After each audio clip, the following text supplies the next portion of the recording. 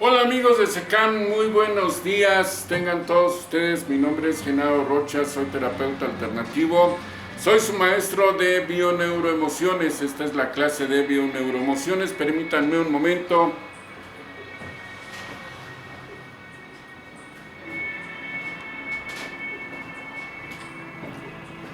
Digo, perdón, lo que pasa es que pues, ya ven cómo es esto de estar grabando aquí estas clases así, en esta forma.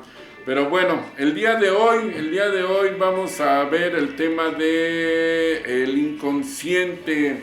Por lo tanto, les pido que tengan a la mano su manualito, su manual, ténganlo ahí a la mano. Vamos a ver este tema del inconsciente. Anda por aquí. Claro que sí. Por aquí anda. Por aquí anda. Por aquí anda. El inconsciente, ese gran desconocido. ¿Sí? Estamos hablando de que es su página 101. Y como ustedes escuchan, bueno, pues el teléfono está por allá. Y para que vean que estoy grabando en vivo, bueno, o sea que esta clase no es de ningún otro día. Vean, quiero enseñarles algo. Ay, nada más que no sé cómo girar esta cosa. Ah, bueno, ya. Quiero enseñarles algo. Vean ustedes. Está en la computadora, allá al fondo. Allá al fondo, ahí está en la computadora.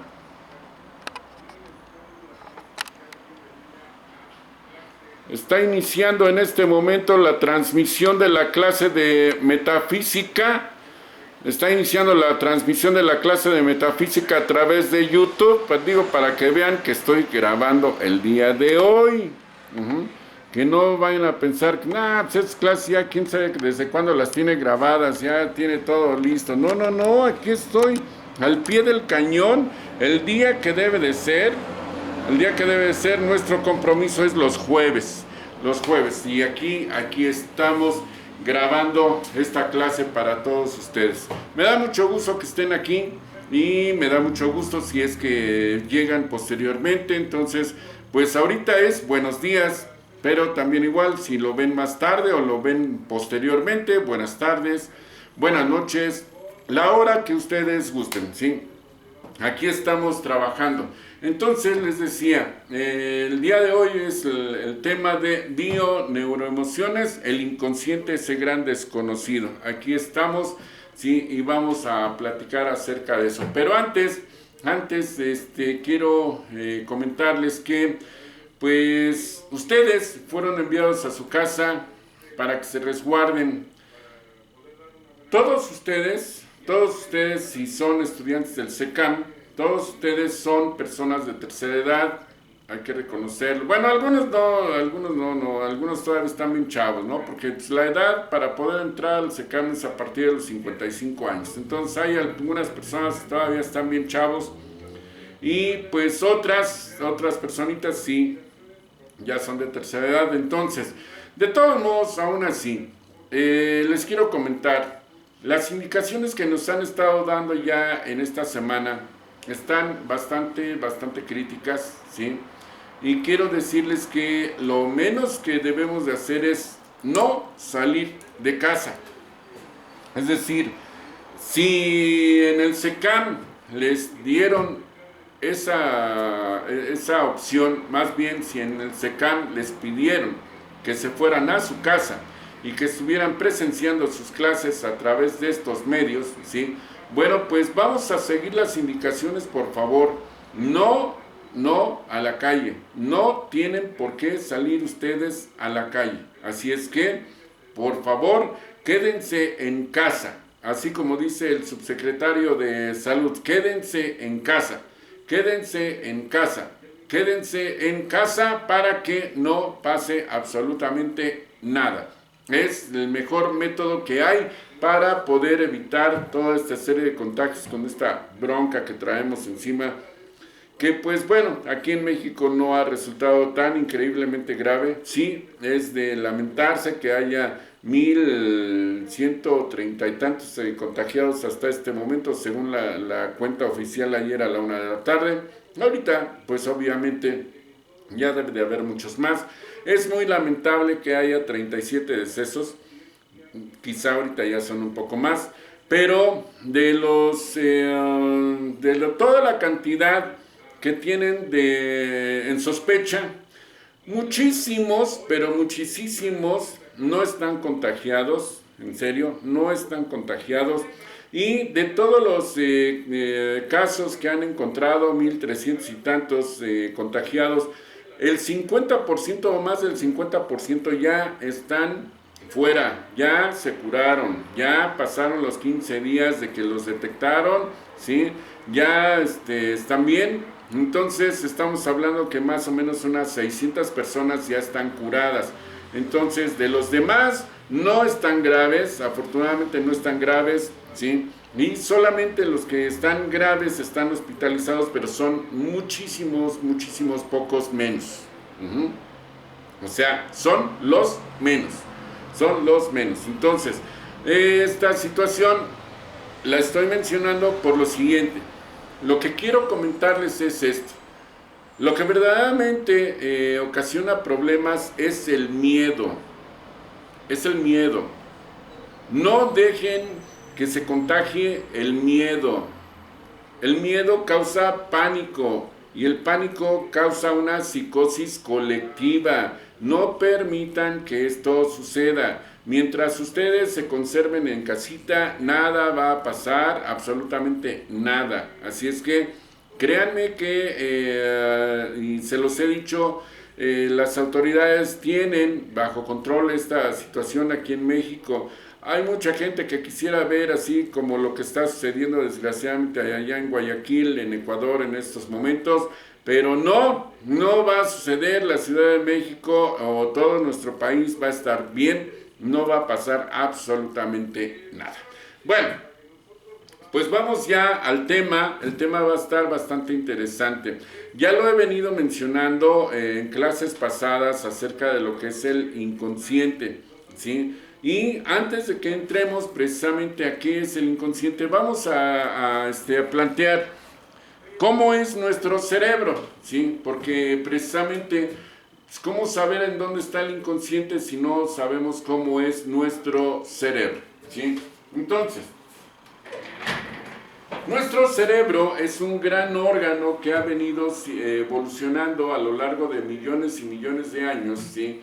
Y lo podemos ver precisamente cuando un ser humano está en gestación, o sea, cuando se está llevando a cabo lo que es el embarazo, cómo inicia desde un ser unicelular, ¿sí? Después ya se va convirtiendo en las demás especies, pasa por todas las etapas de evolución que ha pasado el ser humano. Y entonces, primero pasa por la etapa de pez, después por la etapa de anfibio, después la etapa de reptil, y después ya se convierte en mamífero, pero hasta, ¿qué será? Dos meses y medio, ya exactamente toma la forma de un ser humano, pequeñito, una cosita de nada, pero ya se empieza a ver la configuración de lo que es un cuerpo humano. Bueno, pues el cerebro en sí en todas esas etapas va pasando también igual por lo mismo. Entonces el cerebro se empieza a crecer, empieza a desarrollarse, ¿sí? Y cuando está ya el bebé para nacer, el cerebro ya está perfectamente formado, igual que el de un adulto, o sea que ya no hay problema, ¿sí? Entonces el cerebro humano tiene las siguientes características. En primer lugar,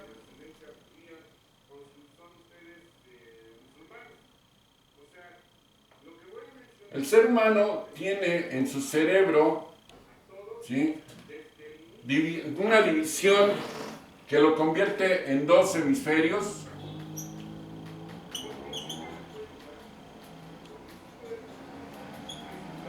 Que es izquierdo y derecho. Izquierdo y derecho. Espero que lo estén viendo bien. Si no, de todos modos, después voy a hacer un acercamiento hacia el pizarrón, porque parece ser que hay un cierto charolazo, porque tengo el ventanal enfrente. Bueno, izquierdo y derecho. Si lo vemos de costado,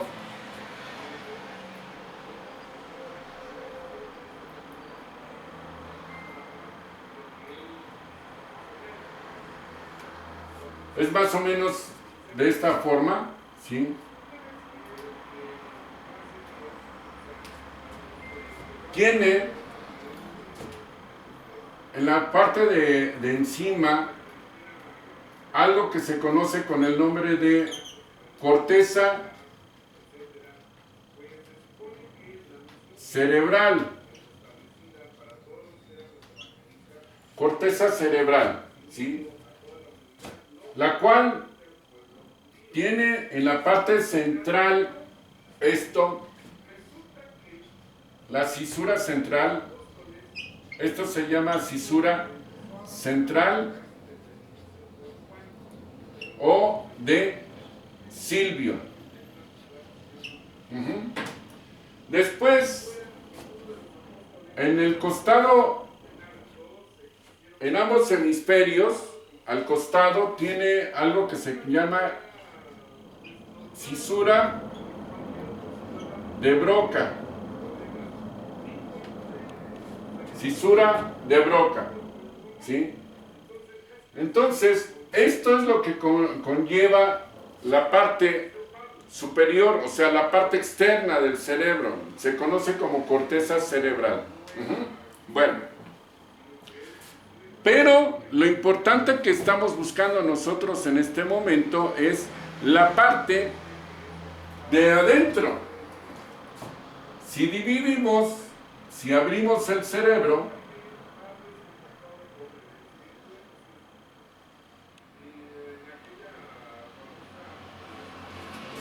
encontramos que el cerebro está dividido en capas.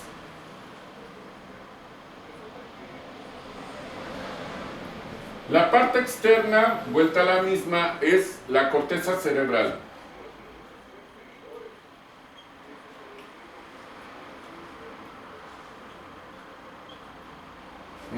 La corteza cerebral.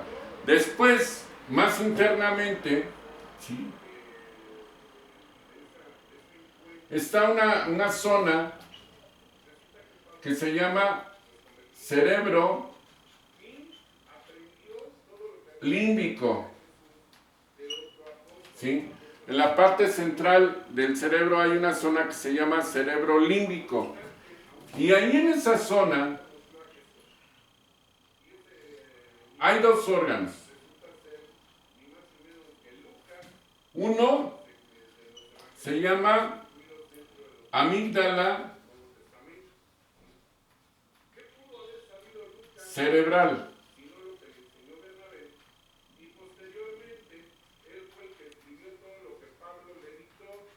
Y la otra es el hipocampo. Permítanme un momento.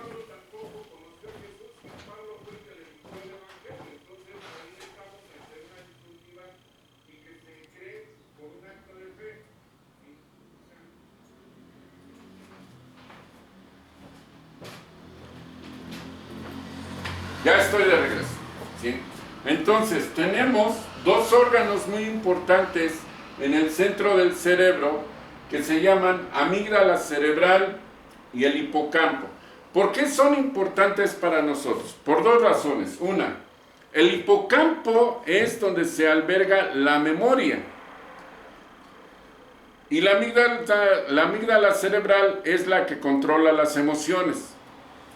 Si la amígdala cerebral está inflamada, la persona que lo tenga así se va a meter en una depresión.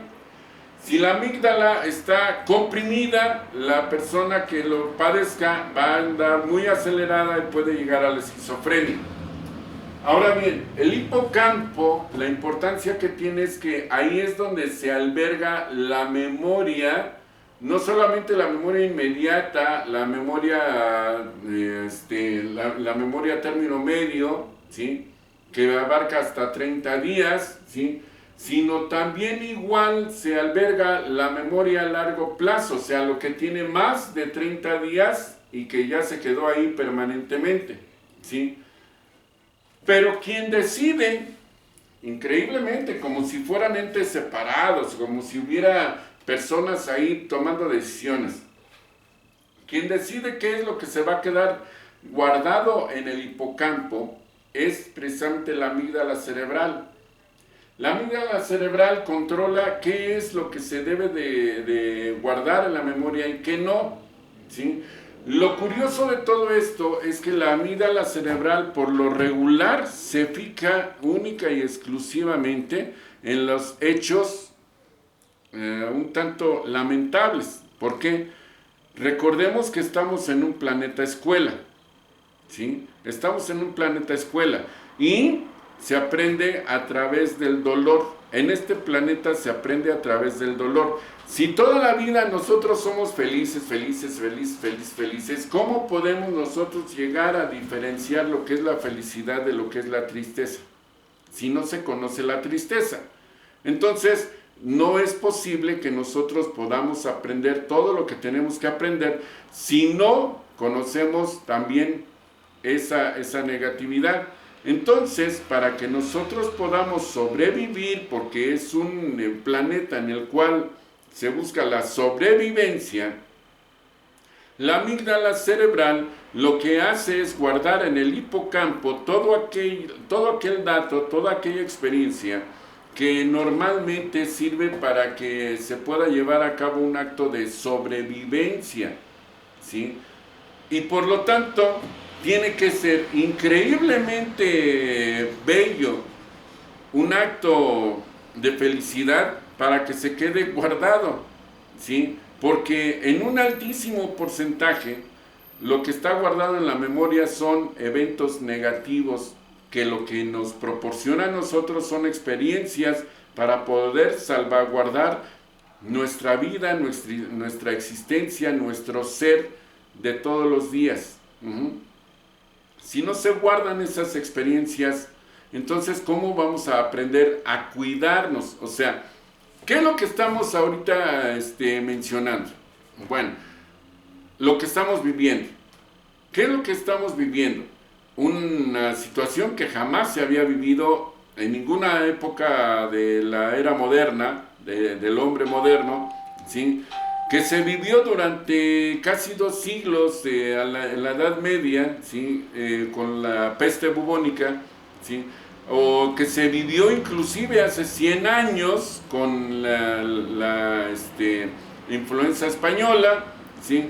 Pero en este momento, pues ya la modernidad y la medicina tan avanzada, y etcétera, ¿sí? Y pelas, ¿sí? Entonces, ¿qué es lo que está enseñándonos esto ahorita? Que tenemos que aprender algo nuevo.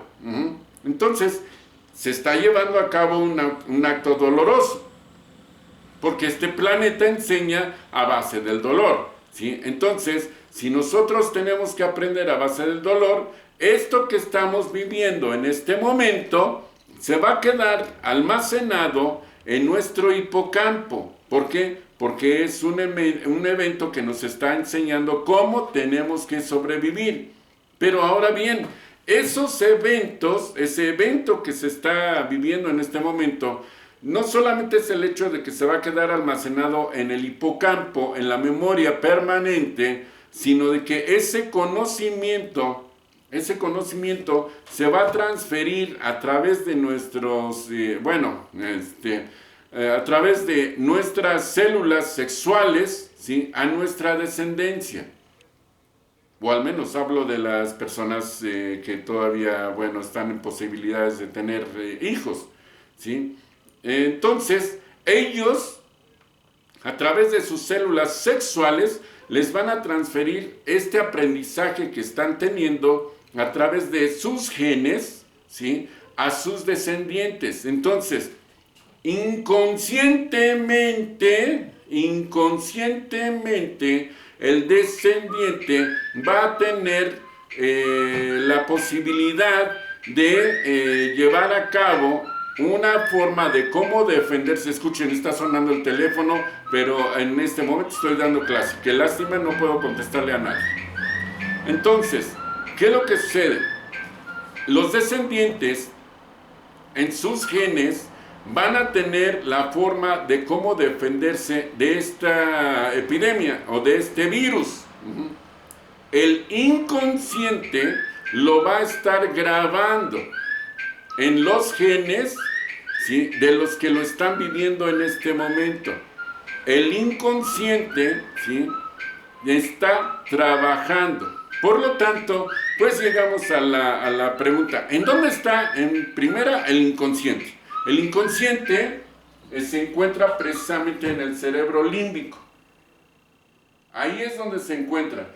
Entre estas dos glándulas, la glándula amígdala cerebral y el hipocampo. ¿Sí me explico? ¿Sí? Eso es lo que alberga al inconsciente. Ahí está localizado físicamente. En esa zona. La persona que, y ya se han hecho experimentos así, a la persona a la que le extirpan el hipocampo, no solamente pierde la memoria, sino que pierde la noción en sí de lo que está viviendo porque su inconsciente no responde. No responde. Al no tener datos que accesar, el inconsciente no responde. Y por lo tanto, se hace una persona fría, sin sentimientos. ¿Por qué? Porque la amígdala no tiene dónde consultar qué cosa es una emoción. Entonces, el inconsciente es el que alberga en el hipocampo, ¿sí?, y accesa del hipocampo todos los datos necesarios para poder ejercer sus funciones.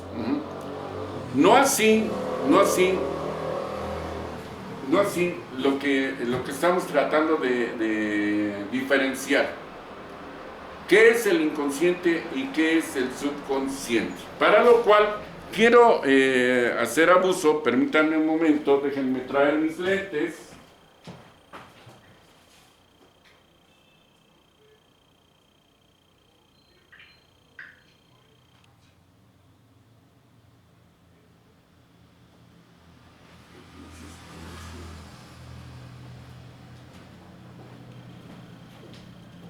Dejen traer mis lentes para poder leer, porque yo estoy seguro, tengo confianza en ustedes de que ustedes están llevando a cabo sus lecturas, pero para estar seguros vamos a hacer lo siguiente. Igual que hace una semana que estuvimos primero leyendo lo que eran los distintos tipos de pensamiento que existen. A ver, creo que estoy muy abajo.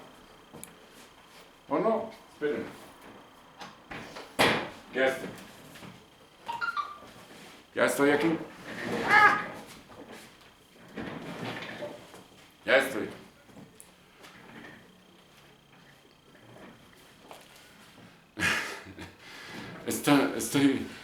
Estoy tratando de sentarme en una silla alta. Una silla como la que solicité ahí en el SECAM, que nunca me surtieron. Pero bueno, no, que ni modo. Entonces, decía yo, vamos a hacer la diferenciación. Vamos a escuchar primero lo que es la definición de lo que es el subconsciente. Y tenemos entonces el manual que tienen ustedes ahí, les decía en la página 101, es donde está este tema, nos dice acerca del subconsciente. Subconsciente alude a un antiguo término utilizado en psicología y en psicoanálisis para referirse a lo inconsciente,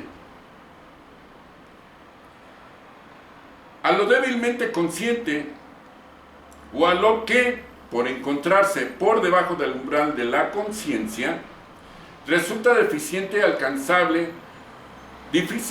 alcanzable por esta o definitivamente inaccesible.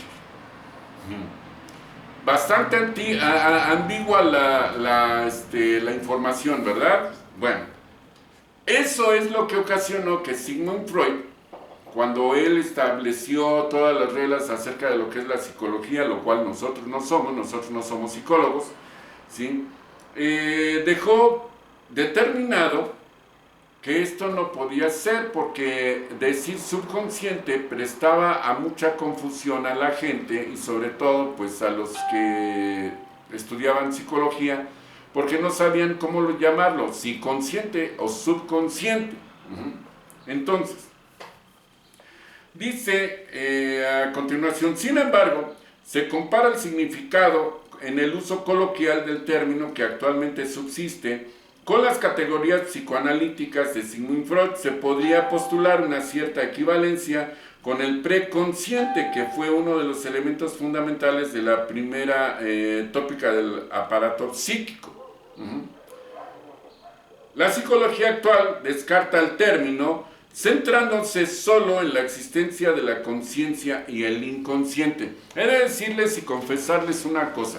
Este tema lo tuve que meter precisamente porque, como genera mucha confusión en la gente, ¿cómo es inconsciente o subconsciente? Entonces vamos a eliminar la palabra subconsciente, ¿sí? Y este tema lo metí aquí en este manual a solicitud de una psicóloga que fue mi paciente aquí, ¿sí?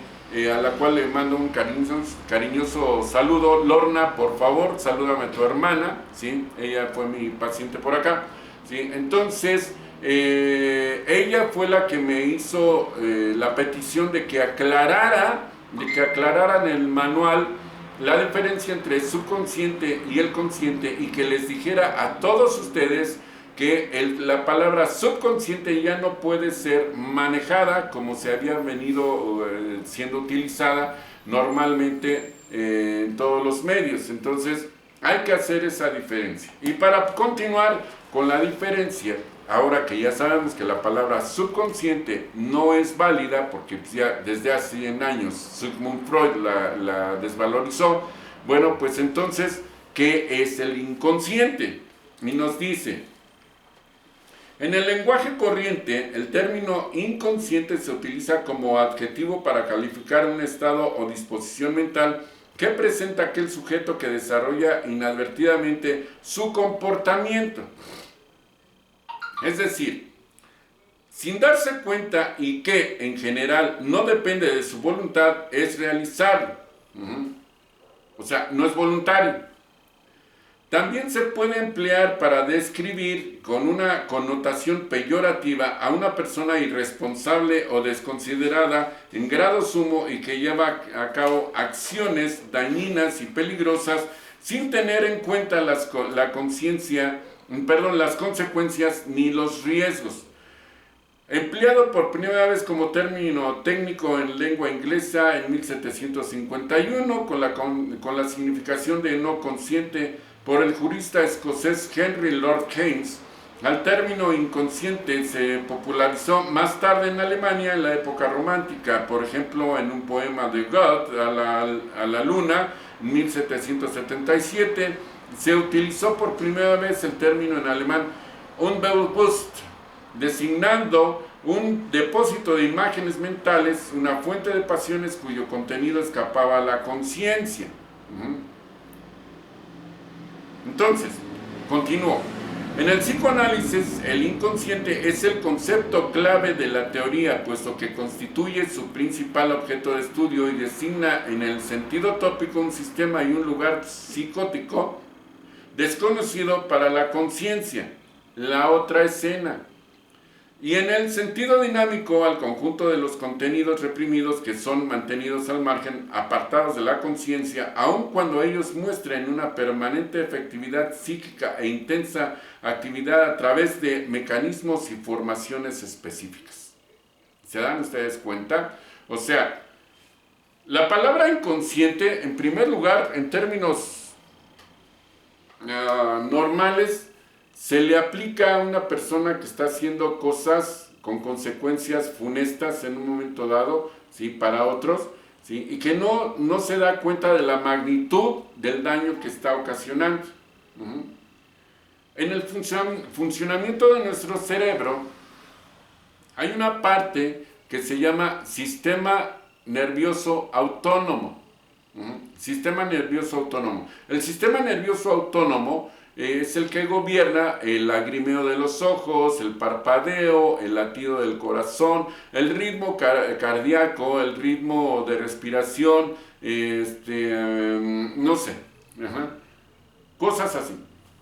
Eso es lo que gobierna el sistema nervioso autónomo.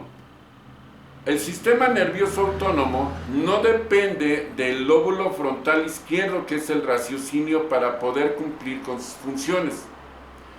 El sistema motriz, que es lo que me está moviendo en este momento mi mano, o lo que está haciendo que yo pueda hablar, el sistema motriz que se encuentra ubicado en los extremos medios del cerebro, lo que les acabo de mencionar, que es el cerebro de Broca, ¿sí? Ahí es donde se encuentra almacenado lo que es el sistema motriz.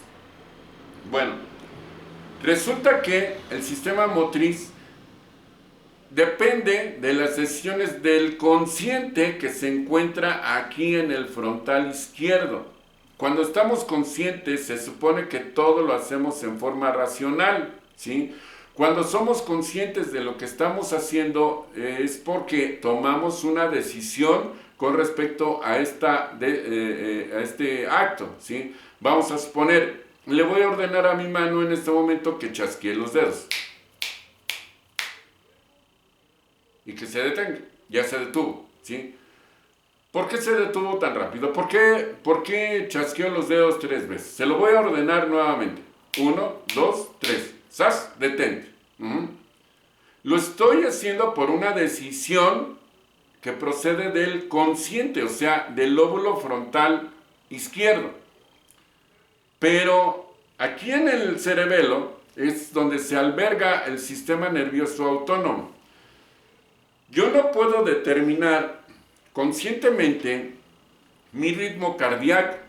Yo no puedo determinar conscientemente cómo debo de respirar. Si acaso podré gobernar los pulmones 1, quizá 2 minutos, en forma consciente. O hay, por ejemplo, por decir algo, los buzos. Hay un tipo de buzo que puede descender y descender y descender sin respirar absolutamente nada, ¿sí? Hasta 50, 60, 100 metros, ¿sí? Y después, ¡voilà! Casi no se tardó en descender hasta ese lugar, ¿sí? Y después se deja subir, ¡boom! ¿Sí? Y hasta que sale vuelve a respirar. Él, en una forma consciente, ha ido entrenando a sus pulmones para que aguanten la respiración. Pero resulta que la respiración normal no la determina su consciente, sino que vuelve a tomar dominio el inconsciente, ¿sí? A través del sistema nervioso autónomo. ¿Sí me explico? O sea, el latido del corazón, la respiración, el sudor, el parpadeo de los ojos, el lagrimeo de los ojos, la mucosa nasal, etcétera, todas esas cosas que no podemos gobernar en una forma consciente, ¿sí? Las gobierna el sistema nervioso autónomo, que no espera órdenes del consciente, ¿sí?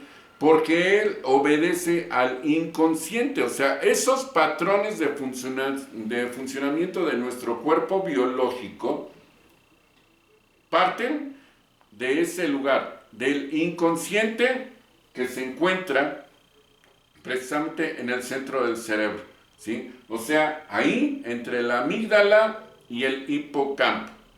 Ahí es donde se encuentra. Y de ahí salen las órdenes hacia el sistema nervioso autónomo, ¿sí? Para que haga lo que tiene que realizar, para que realice todo lo que se necesita hacer dentro de nuestro cuerpo. Pero para eso es para lo que se tiene el inconsciente.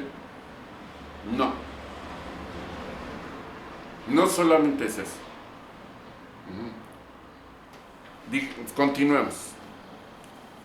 Ahorita vemos qué onda con el inconsciente, que eso es precisamente lo que queremos ver. Permítanme un momento.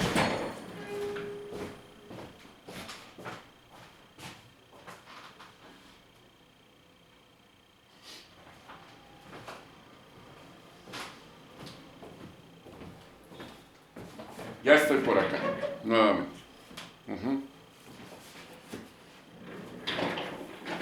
Entonces, les decía, ¿para eso es para lo que funciona el inconsciente? No, pero escuchemos la siguiente definición. Ahora vamos a establecer un marco en el cual es donde nosotros nos movemos, y para eso necesitamos saber qué es el consciente. Ya empezamos a hablar del consciente, pero ¿qué cosa es el consciente?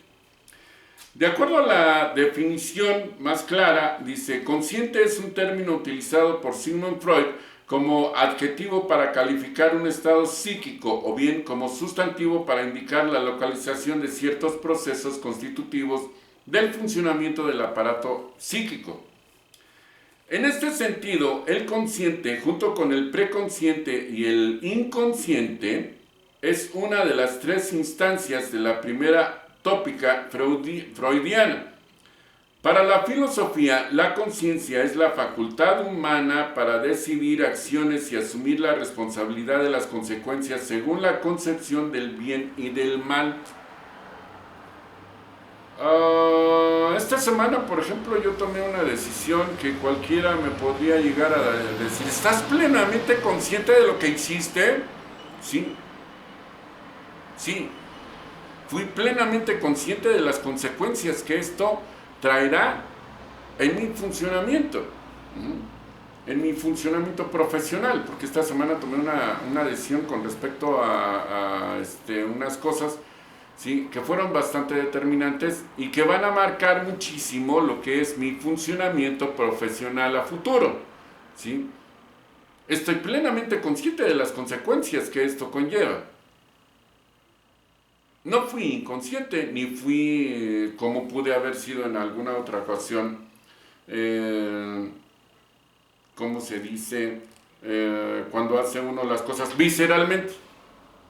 Hace mucho tiempo sí pude haber sido visceral y pude haber tomado una decisión que pudo haber sido catastrófica, pero no es así. La decisión ha dejado plenamente determinado cuáles van a ser las acciones a futuro, ¿sí?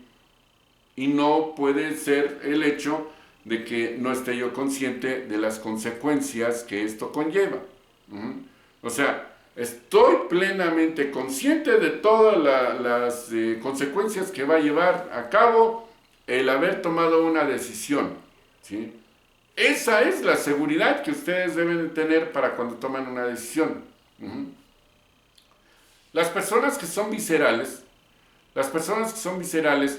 toman decisiones desde el inconsciente, se dejan llevar por la emoción, o sea, démonos cuenta, o sea, la amígdala se pone a trabajar fuertemente con las emociones y muchas personas toman decisiones equivocadas, decisiones nefastas, porque se dejan llevar precisamente por una reacción de la amígdala cerebral. Ahí está trabajando el inconsciente. No es el consciente el que está contestando, ¿sí?, para las cuestiones que se están llevando a cabo, y mucho menos se tiene conciencia de los resultados, de las consecuencias que esto conlleva. No se tiene. O sea, sé que nosotros debemos de estar plenamente conscientes de lo que está sucediendo. Para llevar a cabo una acción, debemos de hacerlo desde nuestra conciencia. No debemos de dejar arrebatarnos por un acto visceral, ¿sí?, que puede llegar a traer consecuencias nefastas en nuestra vida. Ahora, no niego que hay personas que se dejan llevar y que tienen muy buenos resultados, y etcétera, pero es una cuestión del azar. No podemos estar bajo la supeditación del azar, ¿sí? Tenemos que hacer las cosas con plena seguridad de lo que estamos haciendo y de las consecuencias que esto conlleva. Ese es el consciente trabajando. Veamos lo que dice. Lo consciente designa al conjunto de vivencias de las que el sujeto puede dar cuenta mediante un acto de percepción interna. O sea, lo reconoce. Es común indicar que para el psicoanálisis lo consciente designa la capa más superficial de la mente, poniendo el acento en el valor que tiene el inconsciente en la vida del sujeto, en particular en todo lo relativo a la esfera del sentimiento y la motivación. Pero no hay que olvidar que el psicoanálisis hace descansar en la toma de conciencia del sujeto de los impulsos y deseos reprimidos el fundamento de la terapia psicoanalítica y de la curación misma. ¿Me explico? No, ¿verdad? Bueno, para que ustedes entiendan. Dentro del psicoanálisis, si no mal entiendo, otra vez siguen haciendo llamadas, saben que estoy grabando, saben que ahorita no puedo contestar, ni modo, que se aguanten, ¿sí? Entonces, les decía, dentro de lo que es el psicoanálisis, se trata de determinar si las personas que tienen problemas y que por eso acuden con el psicólogo o inclusive hasta con el psiquiatra, si las personas tienen funcionando plenamente lo que es su consciente o se dejan llevar, ¿sí? Se dejan llevar. Entonces, si son personas viscerales y que se dejan llevar precisamente por sus emociones, ¿sí? Pues esto va a ocasionar un caos. Déjenme apagar el teléfono, permítanme un momento.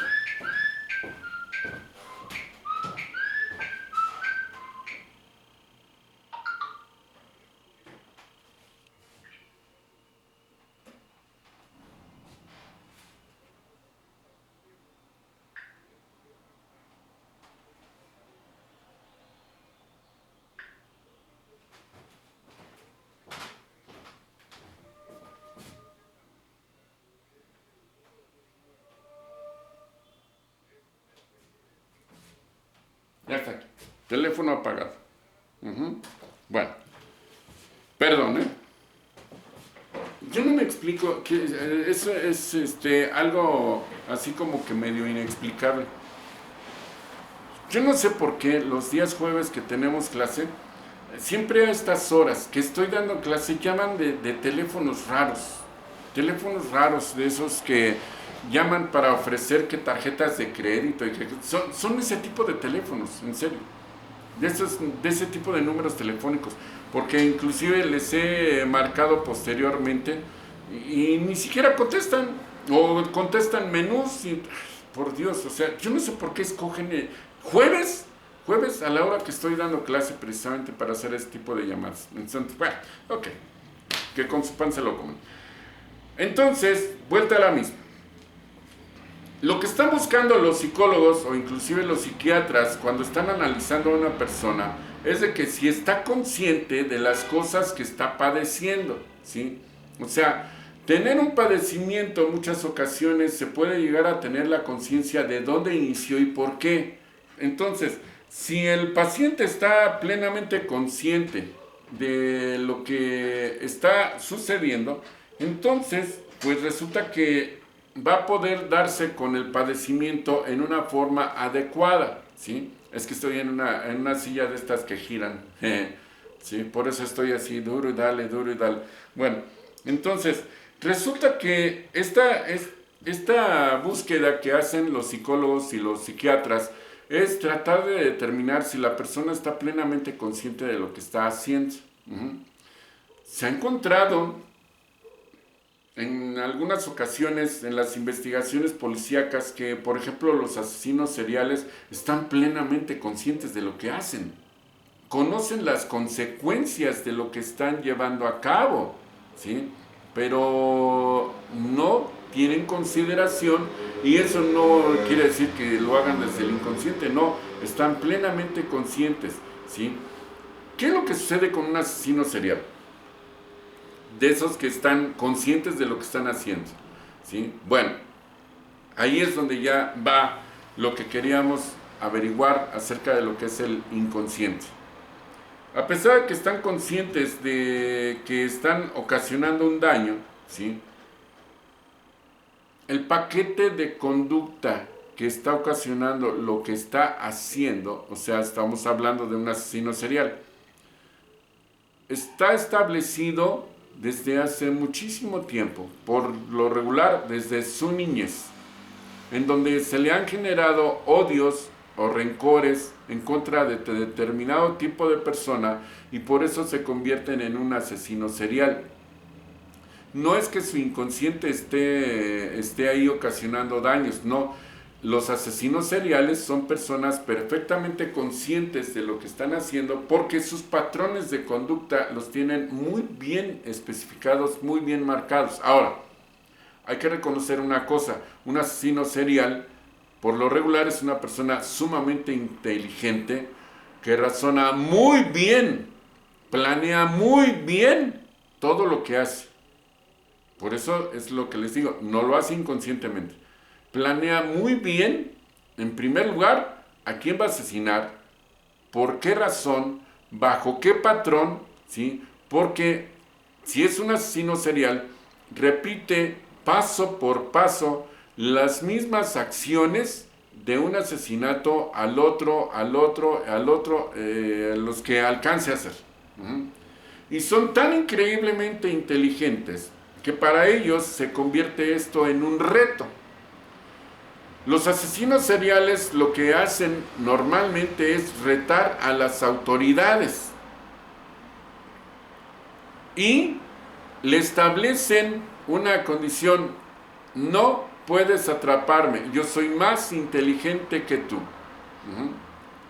Pero pues nadie resulta tan inteligente, no hay delito que no se pague, ¿sí? Entonces nadie resulta tan inteligente como para hacer ese tipo de cosas. ¿Sí me explico?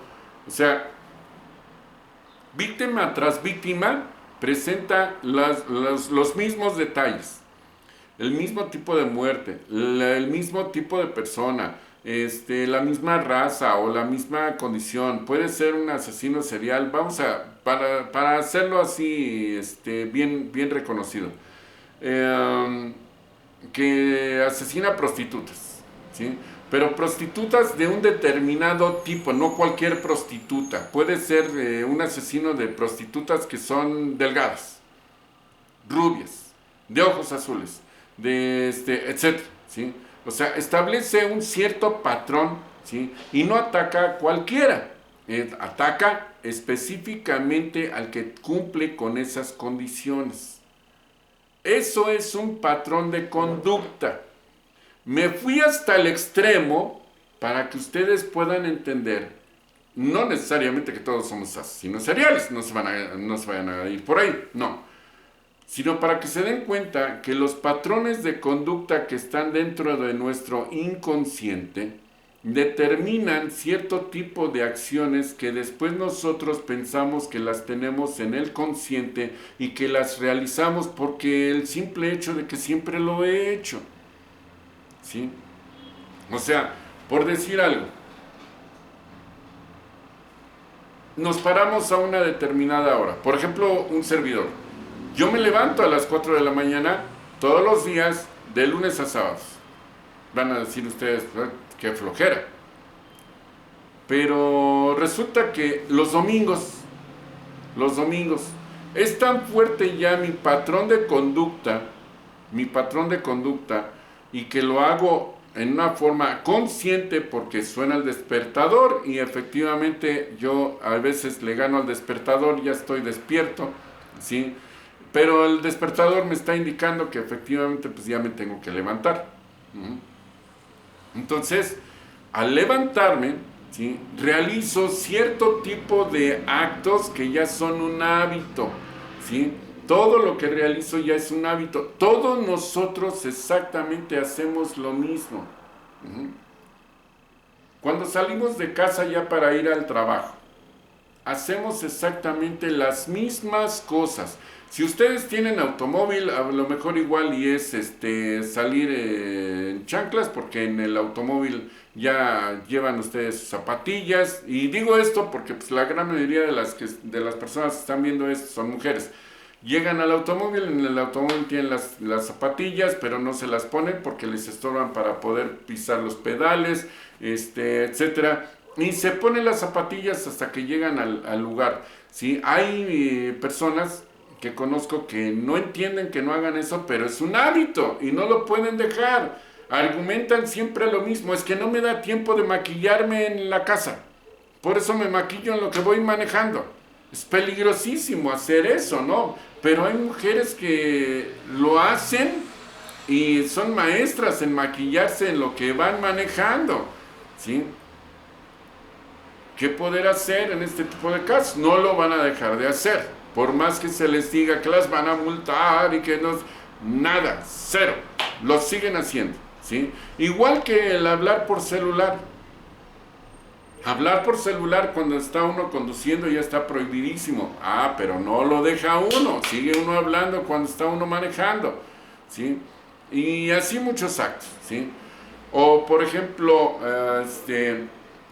a la hora de sentarnos a comer, hay algunas personas que deben de tener perfectamente colocados los utensilios, o sea, los cubiertos. El plato debe de estar colocado en una cierta forma, debe de ser un vaso de un determinado espesor, de un modelo específico, de un cupo específico. La bebida debe de estar en cierta forma como a él siempre le ha agradado. A lo mejor igual y no toma bebidas frías, la bebida tiene que ser templada, no muy caliente, no muy fría. Conozco personas que inclusive apenas nada más de ver la comida les dicen, ¿sabes qué? Llévatelo, está frío, lo quiero más caliente. Uf, ¿cómo se dio cuenta? Su patrón de conducta. Es un patrón de conducta, ¿sí? Ya me explico. O sea, el inconsciente tiene almacenados todos los patrones de conducta a través de los cuales nosotros nos estamos conduciendo. Ese es el inconsciente. Es el patrón de conducta que está almacenado en él, lo que nos hace hacer cierto tipo de cosas, ciertos hábitos, ¿sí? O sea, hace que es muy importante que nosotros empecemos a tomar conciencia de dónde vienen nuestros hábitos. No es nada más el hecho de que están almacenados ahí en el inconsciente. Es el hecho de que necesitamos darnos cuenta desde cuándo están ahí almacenados. O sea, vamos a darle chance a nuestro consciente de que se ponga a trabajar y que empiece a penetrar, que empiece a entrar, porque en muchas ocasiones el inconsciente es un esclavista. De acuerdo a lo que encontró, y ya lo he comentado en otras ocasiones, de acuerdo a lo que encontró Stephen Hawking con ese tomógrafo en tiempo real de dónde provenía la energía en el momento que alguien que genera una idea, ¿sí? La idea generalizada era de que las ideas podían surgir en cualquier lado. Y la comunicación entre las neuronas era la que terminaba dándole forma, y entonces el consciente mandaba como respuesta, ya sea para hablar, ya sea para escribir, ya sea para estar monoteando como yo, ¿sí? Bueno, pues no fue así. Se dieron cuenta con ese tomógrafo que por 10 millonésimas de segundo surgen las ideas del centro del cerebro. ¿De dónde? De ese enlace que hay entre la amígdala cerebral y el hipocampo. De ahí es de donde surgen las ideas. Si ustedes están creyendo que las ideas surgen porque el cerebro que tenemos es sumamente maravilloso, lamento decirles que no es así. Es porque esa cosita que tenemos ahí en el centro del cerebro tiene la potencia necesaria y suficiente para poder emitir una idea. Eso es lo que hace. Eso es lo que sucede, ¿sí? Entonces, voilà, ahí está, ¿sí? Es una minúscula partícula por ahí perdida entre el hipocampo y la amígdala cerebral. Ese es el inconsciente. Físicamente no podemos determinar exactamente en qué neurona, ¿sí? Pero sí, ahí es donde se encuentra. Y demostrado por Stephen Hawking en esos estudios que realizó poco tiempo antes de trascender. Esa fue la gran maravilla que él dejó. O sea, ¡voilà! ¡Qué cosas, ¿verdad? ¡Voilà! Uh-huh. Es increíble. Uh-huh. Pero, ahora bien, ¿cómo es que los patrones de conducta llegan ahí? Díganme ustedes. Perdón, me están dando ganas de estornudar. Aguántenme.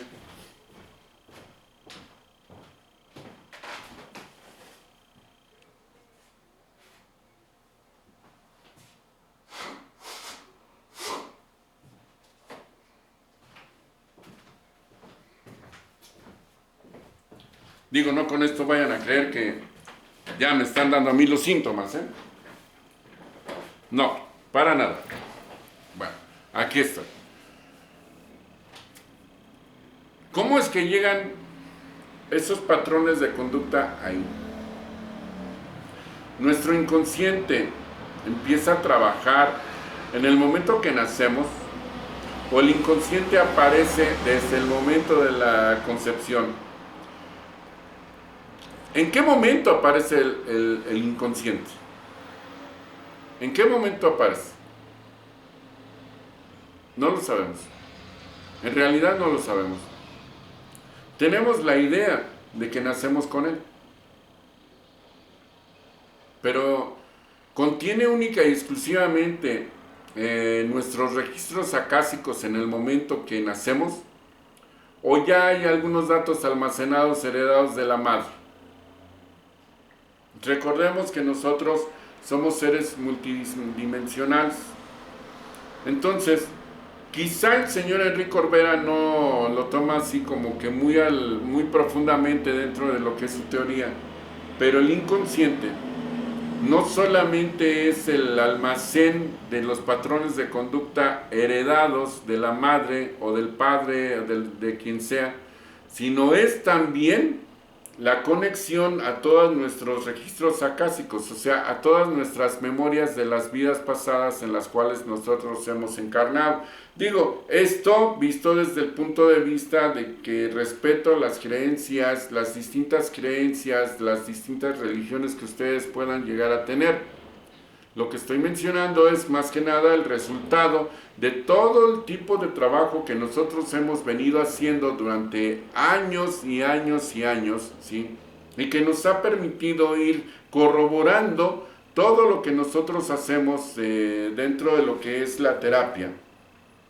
Porque pues no solamente trabajamos el físico, sino también trabajamos la cuestión mental y en cierta forma lo que es la conexión a vidas pasadas, porque hay ocasiones que se presentan enfermedades crónico-degenerativas de manera inexplicable que la medicina no puede saber, no puede encontrar de dónde sacó ese tipo de enfermedades a X persona. O marcas como pueden ser manchas en la piel, lunares muy prominentes, etcétera, que vienen a ser, de acuerdo a lo que hemos ido conociendo dentro de lo que es la reencarnación, vienen a ser cicatrices energéticas de eventos vividos en vidas pasadas, ¿sí? De tipo traumático, porque se quedan las cicatrices, ¿sí? Hay personas que no presentan nada en la piel, aparentemente, nada, pero, por ejemplo, dolores permanentes de tipo inexplicable que no tienen ni idea los médicos de dónde provienen. O sea, había un paciente que atendí ya hace algunos años que en el área de pubis, hacia el lado derecho, presentaba una mancha en donde se hacía ver exactamente lo que era una cicatriz. Inclusive dentro de la mancha estaba hasta corrugado, era una cicatriz tal cual. Era una cicatriz tal cual. Pero cuando estaba haciendo el tratamiento para prostatitis, porque era caballero y le estaba haciendo el tratamiento de prostatitis, obviamente tengo que oprimir en el shiatsu puntos de acupuntura correspondientes a la próstata, y ahí hay varios en el área de pubis. Entonces, al estar haciendo ese tratamiento, vi la cicatriz y le dije, oye, una pregunta, ¿a ti ya te operaron de apendicitis? Dice, no, para nada. ¿O tuviste una hernia aquí en este lugar? No, tampoco. ¿Por qué? Le digo, entonces, ¿de qué es la cicatriz? Dice, ¿cuál cicatriz? ¿Cuál? Yo no tengo ninguna cicatriz. Le digo, discúlpame, pero pues aquí está una cicatriz. ¿Saben qué tuve que hacer? Sacarle una foto, porque obviamente pues él no se alcanzaba a ver, ¿sí? Le tuve que sacar una foto y cuando se la enseñé, el señor estaba, pero sacadísimo de onda. Agarró y dijo, ¿pero esto de dónde? ¿Que de dónde me ha llegado esto? O sea, no puede ser. Dice, a mí jamás me han operado. Dice, está bien, tengo el problema de la próstata. Dice, pero yo no he sido intervenido quirúrgicamente. Esto yo no sé de dónde me ha llegado. Le digo, no es que te haya llegado. Es que lo traes de nacimiento. Esto es congénito. Naciste con él. Si nadie te ha operado y ahí está, le digo, naciste con él. Dice, pero ¿de dónde ha surgido? Porque, pues, que yo sepa, bueno, dice, pues yo no pude ver en el cuerpo de mi madre y tampoco en el de mi padre, a ver si ellos tenían una cicatriz de esa naturaleza. Le digo, no creo. Ese tipo de cicatrices que nunca han tenido operaciones, pero que ahí están, ese tipo de cicatrices por lo regular son herencias energéticas, cicatrices energéticas de un evento traumático que se haya vivido en otra vida, en una vida pasada. La medicina no puede explicar esto. Así como esas manchas o esos cicatrices o etcétera, la medicina no lo puede explicar. Y no es que estemos acudiendo a una fantasía de locos para poder encontrarle una explicación ilógica a este tipo de manchas, ¿sí? Como la de este señor, la cicatriz que traía ahí casi dentro del área del ingle en el lado derecho, la ingle derecha, ¿sí? Entonces, esto, igual que ese fenómeno físico, también existe en el inconsciente. O sea, ¿cómo poder entender esto? ¿Cómo poder entender esto? Estudiando y dándonos cuenta precisamente que muchos de nuestros hábitos los tienen o los tuvieron nuestros ancestros, empezando desde el padre o la madre. Si es del padre o la madre, la mayor explicación que puede llegar a existir es que lo está copiando, lo copió, lo está haciendo porque su papá lo hacía o su mamá lo hacía, ¿sí? Por eso lo hace. Vamos a suponer, es verdad, ¿sí? Vamos a suponer que sea verdad. Pero si el patrón de conducta que está presentando no es ni del padre ni de la madre, pero el padre o la madre se dan cuenta que eso que esa persona hace, lo hacían los padres de ellos, alguno de los padres de ellos, ¿sí? Entonces, ¿qué? ¿Está heredando lo de los abuelos? Y si no los conoció, ¿cómo pudo haberlos heredado? ¿Cómo? ¿Cómo entrar en ese aspecto? ¿De dónde los aprendió? No los aprendió. Los está heredando a través de su genética. Eso hablando fisiológicamente. Pero mentalmente, él en sí lo que está haciendo es recordar lo que él hacía en otra época. Lo que él verdaderamente hacía en otra época. O sea, no es otra cosa, ¿sí? Los hábitos que está mostrando en este momento, ¿sí? Vamos a hablarlo así, los está heredando genéticamente de los abuelos o de los bisabuelos, aunque no los haya conocido. Están en sus genes y esos genes transfirieron ese conocimiento al inconsciente nuevo que está aquí en el centro del cerebro de esa nueva persona, ¿sí? Y entonces su inconsciente empieza a proyectar empieza a proyectar ese patrón de conducta heredado. Heredado. No es ninguna otra cosa, lo está heredando. Pero, ¿verdaderamente lo está heredando de un ancestro? ¿Cómo podemos llegar nosotros a saber eso? Bueno, en algunos lugares que sí hacen regresiones a vidas pasadas, han podido averiguar eso, que ellos fueron en sí su bisabuelo. O sea, ese paciente al que están tratando, es un ejemplo, que ese paciente al que están tratando en realidad es la reencarnación del bisabuelo. ¿Por qué? Porque pues ahora él presenta todas las cosas exactamente como el bisabuelo lo hacía, y el mismo carácter, las mismas manías, las mismas palabras, a veces hasta las mismas frases, el mismo gusto por los alimentos o por el tipo de vestimenta o qué sé yo. ¿Cuántas y cuántas cosas nosotros tenemos como patrón de conducta de lugares o cosas que ni siquiera nos podemos llegar a imaginar? Y así estamos. Eso es lo que sucede con el inconsciente. El inconsciente lo empieza a proyectar. Lo empieza a proyectar. El inconsciente empieza a dejar salir todo aquello que esa persona ha aprendido de sus genes, ¿sí? De sus genes en este nuevo cuerpo. En este nuevo cuerpo. Pero no olvidemos que a su vez el inconsciente es la vía de conexión con todos nuestros aprendizajes de las vidas pasadas. ¿Quién nos dice, si no es así, en un momento dado, que soy la reencarnación del tío abuelo? ¿Quién me puede decir que no? Que soy la reencarnación de mi tío abuelo. ¿Sí? Ustedes no conocieron a mi tío abuelo, ¿verdad? Yo tampoco. Entonces, ¿de dónde carajos yo saqué todos sus gustos? ¿Cómo es posible que yo haya heredado sus gustos si él no es un antepasado directo mío?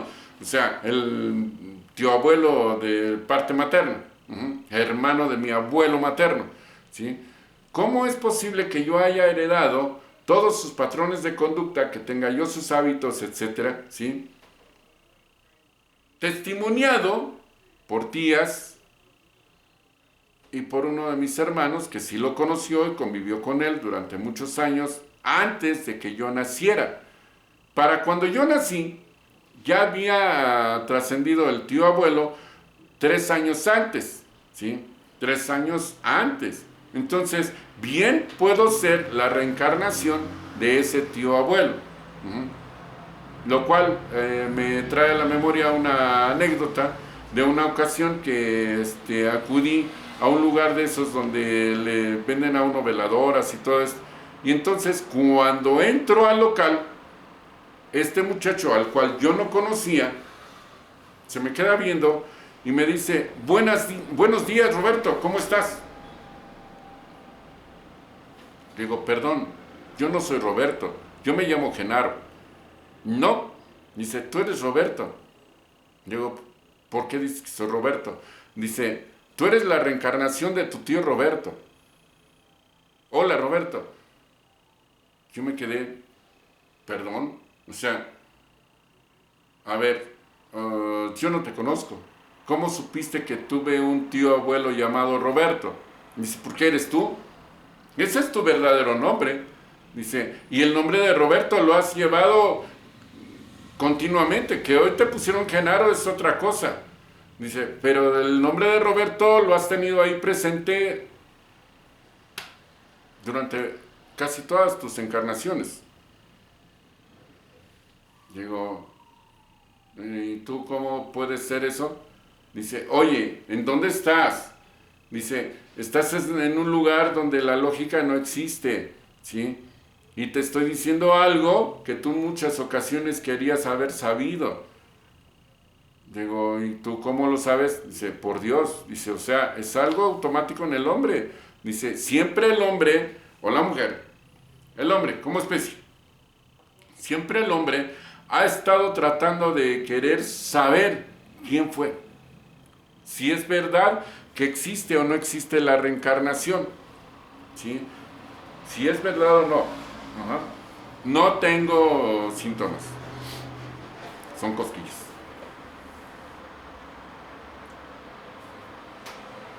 Nuestro cerebro es todo un cúmulo de sorpresas.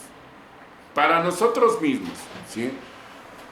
Nuestro cerebro en muchas ocasiones no lo conocemos.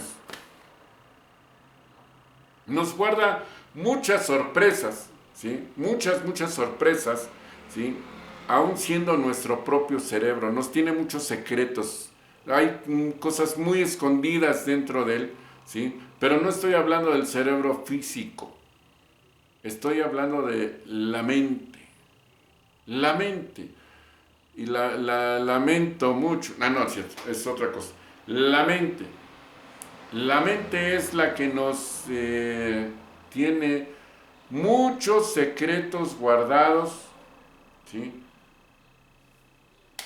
Y pues es muy difícil accesar a ellos. Pero también igual, una vez que se ha accesado a ellos, no a todos, a algunos secretos, no nos gusta y nos da terror enterarnos de cosas que a lo mejor igual y no debíamos haber averiguado. Y viendo ese tipo de cosas, es por lo que precisamente Sigmund Freud hizo la diferencia entre el subconsciente y el inconsciente. Y después, ahora, esta nueva teoría de lo que es la bioneuroemoción, o lo que era biodescodificaciones, desarrollado por el doctor Hammer y continuado por Enrique Corbera, nos hace ver que no es muy conveniente, según ellos, meterse por el lado de la mente, y por eso utilizaron y desarrollaron lo que es el árbol genealógico. Digo, el árbol genealógico ya existía, ¿verdad? Pero nadie se había puesto a revisar que de acuerdo al árbol genealógico nosotros vamos heredando los patrones de conducta de aquí, de allá, de acullá, ¿sí? Y que están almacenados aquí adentro en el inconsciente.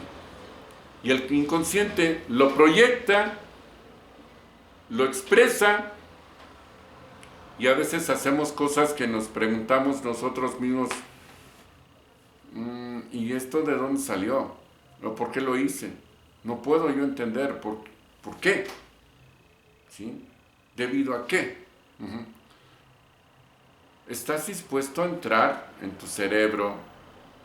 No a husmear lo que es tu inconsciente, sino a buscar a tus antepasados y formar tu árbol genealógico. ¿Tienes la manera todavía de accesar datos de esta naturaleza con familiares? A lo mejor igual y todavía tienes a tu papá, a tu mamá, no sé, a lo mejor son muy longevos, ¿sí? Y aunque tú tengas 55, 60, 65 años, ¿sí? Todavía tengas a tu mamá. Todavía tengas a tu mamá. Tengo pacientes así. Tengo pacientes que su mamá tiene más de 90 años. Y ellos ya son pacientes que tienen entre 55, 60, 65 años y que su madre sigue viva, que tiene 80 y tantos, 90 y tantos años. ¿Sí?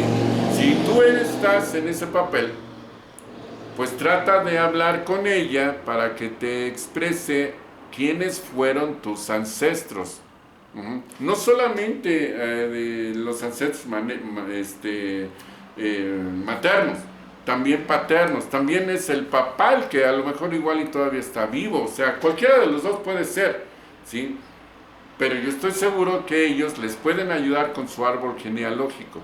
¿Están dispuestos a hacer una tarea de esa naturaleza, de investigar con su familiar, si es que todavía vive, si ustedes tienen la suerte de contar con él, ¿sí? O con ella, ¿sí? Y que pueda y tenga la lucidez suficiente de poder decirles a ustedes cuáles fueron sus antepasados, ¿sí? Eso sería maravilloso, sería increíblemente maravilloso, pero, wow, mi caso. Mi única y exclusiva fuente de información y que de verdad estaba muy bien enterado de mis ancestros era mi hermano. Mi madre pudo haber tenido ciertos conocimientos acerca de sus ancestros, pero ella prefería guardar silencio y no decir nada. Pero este hermano, que pues ya trascendió, él me contó toda la historia, inclusive con detalles acerca de cómo es que mi bisabuelo sufrió un ataque en su hacienda, pero él no estaba. Y esa hacienda fue tomada, fue saqueada, ¿sí? A su hijo mayor lo asesinan, o sea, a mi tío abuelo mayor lo asesinan, y dejan a mi abuelo y a otros de sus hermanos en la indigencia porque los dejaron fuera de la hacienda. Tuvieron que refugiarse en una casa que se condolieron de ellos, y ahí pues ahí se quedaron y ahí crecieron y todo. Ellos estaban pequeños, sí, pero el hermano mayor sí ya era inclusive el que estaba a cargo de la hacienda en ausencia del padre. ¿Y por qué no estaba ausente mi bisabuelo? Porque mi bisabuelo pues andaba con el ejército federal, ¿sí? Los famosos pelones. Él estaba asignado en Monterrey y su hacienda estaba en Guanajuato. Entonces él no pudo acudir. Le llegó muy tarde la noticia de que habían saqueado su hacienda, pero no pudo acudir. Y como le dijeron, la noticia es bastante trágica. Ya nunca regresó porque pensó que no solamente no solamente había perdido la hacienda, sino pensó que había perdido a sus hijos. Entonces por eso fue por lo que no regresó. Permítanme un momento.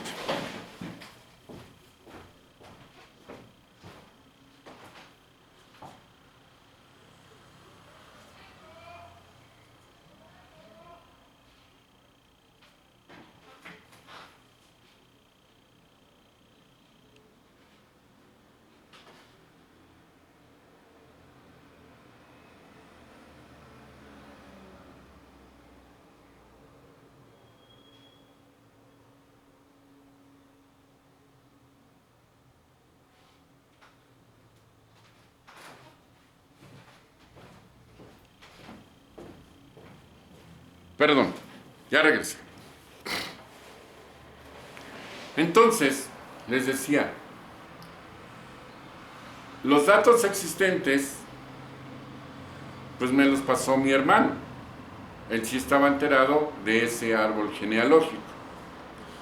Pero, ¿qué sucede con las personas como yo, que fui hijo natural y que no tengo conocimiento del árbol genealógico por parte de mi padre? Si ustedes están en un caso parecido, no se preocupen. De todos modos, traten de averiguar cómo está el árbol genealógico de parte de su mamá o de su papá, cualquiera de los dos, porque también existen los padres solteros, ¿sí? Traten de averiguar el árbol genealógico, ¿sí? Lo plásmenlo en una hoja, ¿sí? Ya saben, ustedes hasta abajo, las dos primeras ramas son papá, mamá, después las otras cuatro, y así, sas. ¿Se pueden ustedes imaginar eso? ¿Sí? Que pudiesen ustedes averiguar los nombres de todos sus ancestros hacia arriba, ¿sí? Bueno, quizá no lo puedan hacer así completo, no se preocupen, al nivel que ustedes lo tengan, ¿sí? Porque con eso se puede trabajar, ¿sí? De todos modos, les voy a confesar algo. El inconsciente es un chismoso y delata muchas cosas, ¿sí? Delata muchas cosas. Y ahí mismo Se generan esas emociones negativas o destructivas, como las llama Daniel Goleman, ¿sí? Esas emociones destructivas que hacen que el cuerpo se dañe. Si mis actitudes, si mi paquete de comportamientos heredado, mi falso patrón de conducta es el que genera las emociones en la amígdala cerebral que me van a dañar, pues entonces esa emoción la podemos trabajar y eliminarla. Tenemos que trabajarlo así. ¿De dónde viene? La mejor forma de poder eliminar una emoción que para nosotros se ha convertido en un hábito es localizar en qué ancestro es en donde se localizaba más ese tipo de emoción. ¿Ya me explico? Eso es lo que vamos a hacer con el árbol genealógico. La semana que entra vamos a averiguar, van a decir ustedes, ay, está muy cortita la clase, ¿no? Lo que pasa es que, pues o sea, si estuviéramos en vivo ahí en el SECAM, si estuviéramos ahí en el auditorio, pues esto se prolongaría más, ¿no? ¿Por qué? Porque estarían haciendo falta sus opiniones, sus ejemplos, sus aportaciones, etcétera. Eso es la gran diferencia que hay en cuanto a lo que se trata ahí en vivo, vivencialmente, o aquí, que esto está grabado. Yo aquí no puedo escuchar sus opiniones, no puedo escuchar sus ejemplos, sus vivencias, etcétera. Y pues entonces la clase, de ser de hora 45 minutos, pues por eso se empequeñece, ¿sí? Espero que hayan aprendido lo que tenían que aprender el día de hoy, porque si no han aprendido, repítanlo una y otra vez el video hasta que ustedes queden satisfechos. Y si tienen alguna duda, no duden en llamar. O sea, si tienen alguna duda acerca de lo que es la clase y sus clases anteriores, no duden en llamar y pues marquen para que aclaren sus dudas con un servidor.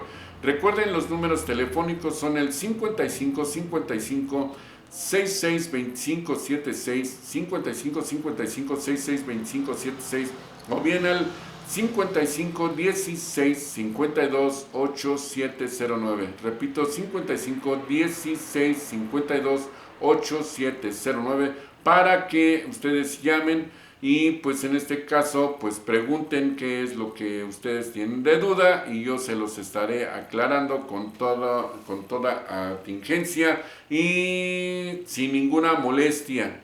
De verdad, estoy a sus órdenes. Mi compromiso es terminar con estas clases. Nada más un comentario. La fecha que dieron las autoridades, que es al 30 de abril, pues obviamente para nuestro curso en particular, tanto el de metafísica como el de bioneuroemociones, dio al traste ya con este curso, porque ya no vamos a poder regresar a la escuela a tiempo para poder terminar. Entonces, pónganse a estudiar, de verdad, espero que su manual les sea muy útil, ¿sí? Si ustedes me quieren hacer el grandísimo favor de continuar con estas clases hasta que de verdad terminemos todo, pues aquí voy a estar a sus órdenes. Yo voy a seguir dando las clases, tanto de metafísica como de bioneuroemociones. Y pues desgraciadamente este cuatrimestre ya no nos podremos ver. Si las autoridades para el día 30 de abril no cambian de idea, quizá a lo mejor se programe una reapertura de la escuela ya en mayo, pero el inicio del segundo cuatrimestre para nosotros es el 5 de mayo, no, el 6 de mayo, quienes quieran regresar a la escuela. Bueno, esa es la fecha en la cual arrancaría el segundo cuatrimestre. pero este cuatrimestre pues ya no alcanzamos a vernos en la escuela. ¿Por qué? Porque la fecha de terminación de la contingencia está más allá, mucho más allá de nuestra última clase, que hubiese sido más o menos por ahí del 28 de abril. 28 de abril, o sea, a ver, déjenme prender el teléfono para ver las fechas. ¿Sí? Aquí veo el calendario. Sí, efectivamente, hoy es jueves 2, faltan 4 jueves. Ah, iba a ser el Día del Niño, el 30 de abril. El 30 de abril íbamos a... Qué lástima, de verdad. Ay, de veras, sí es cierto. Yo tenía programado que con ustedes iba a ver, iba a hacerles algunos obsequios el Día del Niño, pero pues ya no va a ser posible. Bueno, qué lástima. Bueno, nos quedan 4 clases, el 9, el 16, el 23 y el 30 de abril. Así es que no dejen de ver sus clases. No dejen de ver sus clases y pues aquí nos estaremos viendo. De mi parte es todo por el día de hoy. Recuerden, mi nombre es Genaro Rocha. Soy su maestro de bioneuroemociones y de metafísica. Mis números telefónicos para cualquier duda: 55 55 66 25 76 o bien el 55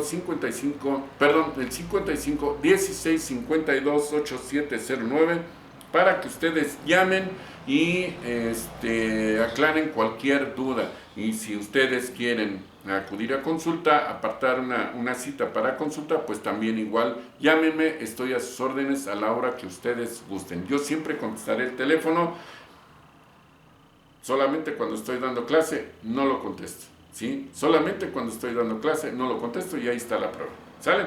Bueno, nos estaremos viendo la próxima. Gracias, pásenla bien y recuerden, quédense en casa, quédense en casa, quédense en casa. Hasta pronto.